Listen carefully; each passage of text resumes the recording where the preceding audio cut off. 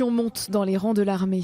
Samedi soir, lors d'une conférence de presse, l'organisation Frères d'Armes, très engagée contre la réforme judiciaire, a annoncé que 10 000 réservistes ne comptaient plus se présenter si la loi sur l'abrogation de la clause de raisonnabilité était adoptée.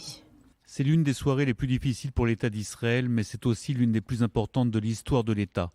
Nous représentons quelques 10 000 réservistes qui disent au gouvernement, au ministre de la Défense et au Premier ministre que la responsabilité vous incombe. Si vous voulez que nous soyons à vos côtés, car nous avons servi sous des gouvernements de droite et de gauche, nous vous demandons d'arrêter cette législation. Une annonce qui intervient alors que près de 1200 réservistes de l'armée de l'air avaient déjà pris la même décision la semaine dernière. Dans un courrier adressé vendredi au gouvernement israélien, les réservistes demandaient de parvenir à un consensus sur la question de la réforme judiciaire, de restaurer la confiance dans le système judiciaire dans toutes les couches de la société et de garantir son indépendance. La démarche de ces réservistes a été approuvée par plusieurs dizaines d'anciens hauts responsables de la sécurité, dont d'anciens chefs de Tsahal, du Mossad et du Shin Bet. Samedi, ils ont adressé un courrier au Premier ministre Benyamin Netanyahou pour l'appeler à suspendre la réforme judiciaire.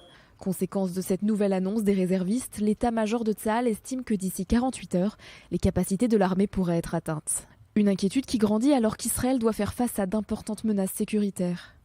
Lors d'une réunion au quartier général de l'armée ce samedi, l'accent a été mis sur la surveillance du Hezbollah et de l'Iran qui risquent d'aggraver les divisions internes et la faiblesse du pays. Selon Tsahal, les dommages causés à l'armée de réserve mettront des années à se résorber. Le chef d'état-major Herzi Halevi a donc ordonné au commandant de l'armée de s'entretenir avec tous les soldats afin de réduire les répercussions déjà constatées sur la cohésion de l'armée.